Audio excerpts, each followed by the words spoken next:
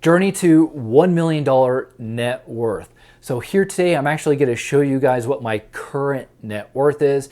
And I'm actually going to show you guys the last several years what my net worth has been every single year going back to 2013, and it is pretty sad, especially going back the last several years to see where it's at. So why in the world am I doing a series like this? And simply, this whole channel has been built around creating financial freedom, bringing value to you guys, and hopefully this series will do that.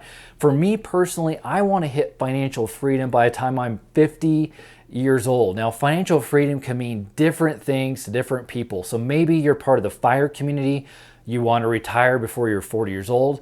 Maybe you're someone that wants to travel anywhere around the world at any time, so money doesn't have to be a problem or even a thought at all. For me personally, financial freedom means I can run my own business. I can be my own boss. It doesn't mean necessarily to retire, but kind of do what I want to do on my own terms. I also want to be able to give to people. I want to be at my church and the pastor say, hey, we're looking for people at the congregation to give. We're trying to expand the church, or, we're trying to expand whatever it might be. And I don't even have to think about it and be able to donate to the church, be able to help that cause. I want to be able to get to a place where I run into someone maybe during Christmas time and a family's having a hard time, and be able to help that family out. That is really big for me. I know it's big for my wife, being able to help other people along the way. And in order to achieve that financial freedom, one of the goals I need to personally hit is be able to have $1 million net worth. And my goal is to have $1 million net worth by the time I am 44 years old. Today, I am 39 years old. So you're talking 5 years from now. So there are some things that are within my control to get there, and there are some things that are not within my control, which we'll kind of talk about in this video. So hopefully this is valuable to you guys.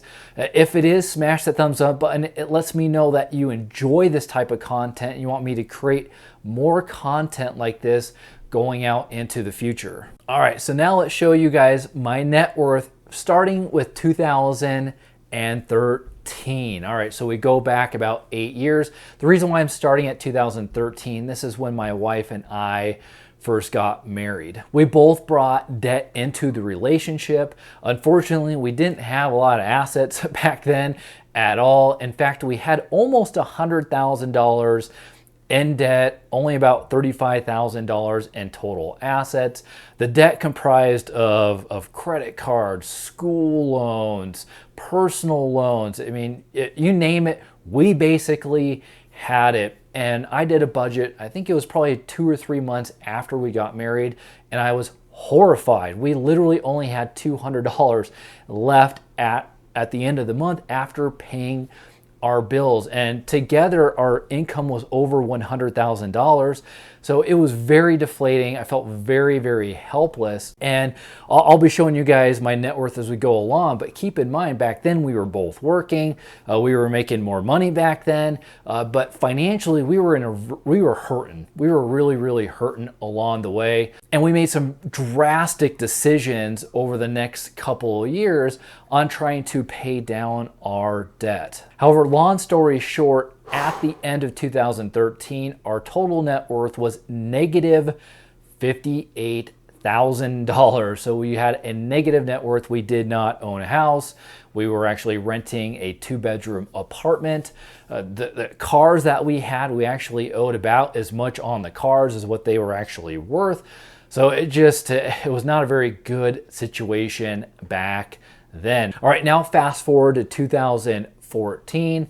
You can see that our assets dropped, and that's mainly because we ended up selling our cars and then buying cars for cash. So we literally, between the two of us, had cars that were worth a total of $4,500. I was driving a $1,000 Camry. My wife was driving about a $3,500 minivan. They were not very nice vehicles, to say the least, back then. We drive better vehicles now, but back then it was not a very good situation. We did pay our credit cards off. We ended up moving in with her parents, believe it or not. Lived in their basement, trying to pay off debt. We made some very drastic choices in our life to try to get us ahead financially. But at the end of 2014, we had a net worth of negative $30,000. So we were still negative. Now fast forward to 2015. By that point, we bought our first townhome. It was worth around $200,000 at that time. We still had the same vehicles. We were not investing at all. So keep in mind, I think the first 5 years of our relationship, we did not invest at all. The stuff we had in old 401ks, but we're not contributing anything to investments, which we'll kind of get to more here in a second as we get closer to current situation. In 2015, by this time, we had no credit card debt, so we paid off $25,000 of credit cards. But we didn't have any car loans. We had those cheap cars still driving around, barely getting us by, but they were. We'd paid down a little bit of our school loans at that time. And at the end of 2015, we still were in a negative net worth. We had negative $9,000 of net worth. But even though it was negative, at least we're going in the right direction. Now fast forward to 2016. At this point, my wife's car was having all kinds of problems, and we went out and bought her I think it was a 6-year-old minivan. We're still driving it here today. We did finance that. I do regret that, honestly, when I look back on this situation. We were really trying to pay off debt, and we were making a lot of progress, and I think that was a bad decision for us at that time. Wish we would have gone a different direction, but that's what we did. We ended up buying a car and financing it. And so our assets went up because our cars went up, but then our liabilities went up as well.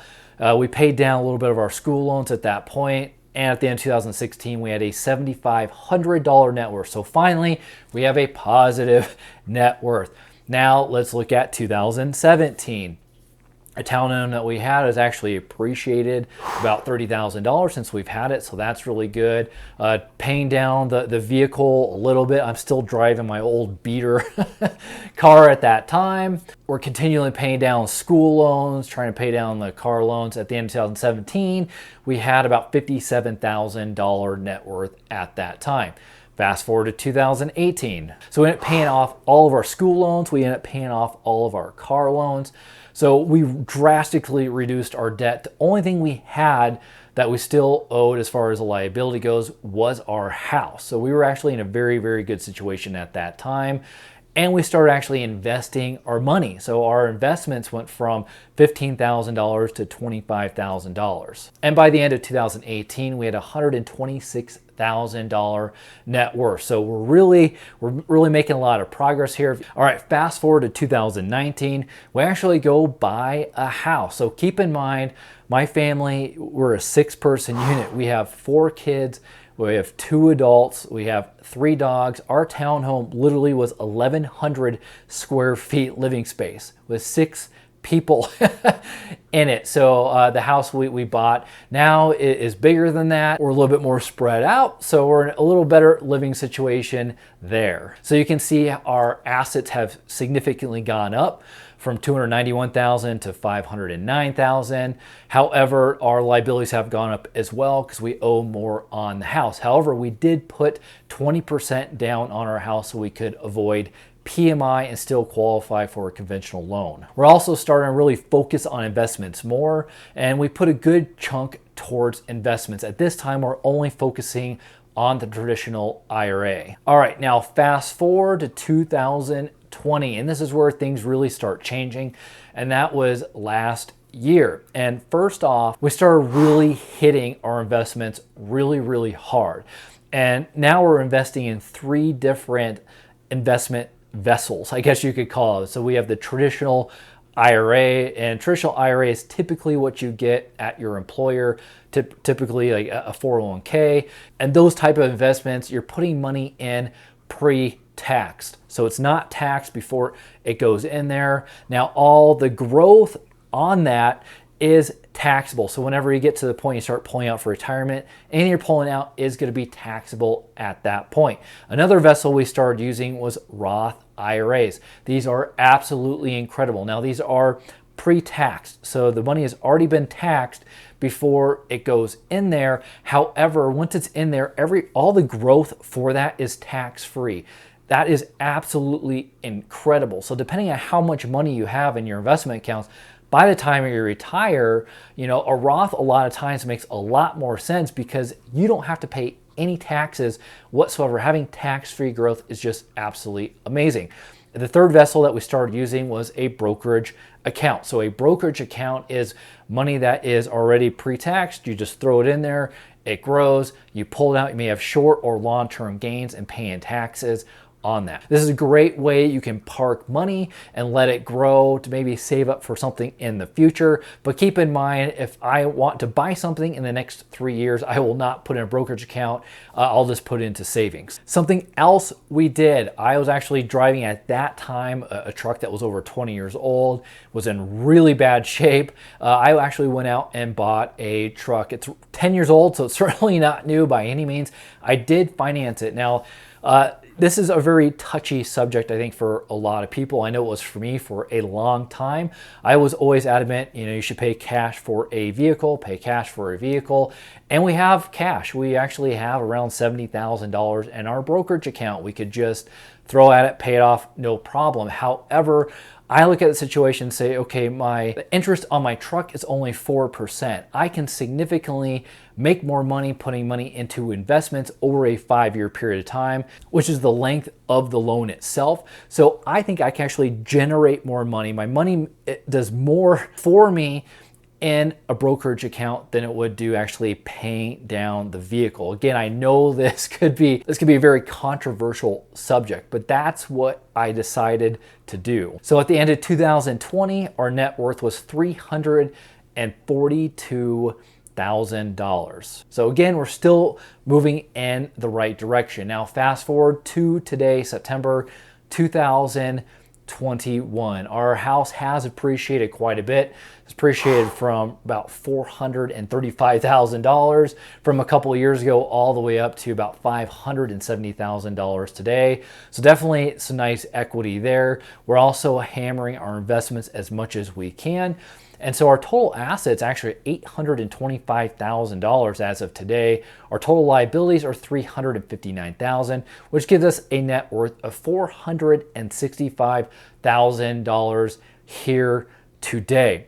And I really want to hit that $1 million net worth by 44 years old. If I do that, I think I'm in really, really good shape going out to the future and be able to achieve that financial freedom by the time I am 50 years old. So what's my plan for the next few years going out into the future? Well, first and foremost, putting money away into investments is absolutely critical. If you follow my channel, I don't put money into like mutual funds or ETFs. I put them into individual equities, into individual stocks. I know a lot of people might say and have said to me personally, that's just way too risky. I don't think it is if you put the time in to do research. If you don't have the time to put it in, or you don't want to put the time in, then just put it into an ETF like an S&P 500, like the SPY or the VOO, something like that. But if you really put the time and the energy in and learn how to invest, you can make a lot greater returns than just putting it in S&P 500 ETF. That is also what's going to help catapult me to get to financial freedom by the time I am 50 years old. Now, currently, my wife and I are putting away anywhere from 20 to 25% of our income into investments, which is a very, very high number. But one of the famous quotes from Dave Ramsey, he says, live like no one else now so you can live like no one else later. And so that's where we're at. We're very, very stingy on how we spend our money. In fact, this couch behind me, this actually came with the house. It's not the prettiest couch in the world. It's in our basement, but it was free. So I actually asked the owners to keep it here. And you can walk around our entire house. And maybe one of the videos I do in the future is actually walking around my house and showing you guys different things that my wife and I have bought that we did not pay for new. Most of the stuff in our house we did not pay for. Either we got it for free or we actually bought it used off Craigslist or Facebook or whatever. I mean, this lamp behind me that you see actually was free. So we're very cognizant about how we spend our money, and that is really what's helped us achieve our financial success over the last several years. And my wife and I are nowhere near what we want to be. This is going to be a grind. This is a crock pot process. This is something that's just going to take take a while. It's going to take years to get to where we want to be. Now, I would encourage you to also create your own net worth spreadsheet. See where you're at today. Go back and figure out where you were the last few years. Hopefully, you're seeing yourself going in the right direction. But most importantly, you need to have a goal, have a big goal. Like for me, financial freedom by the time I'm 50, be able to give to other people, not have to worry about what job I have. I could be my own boss.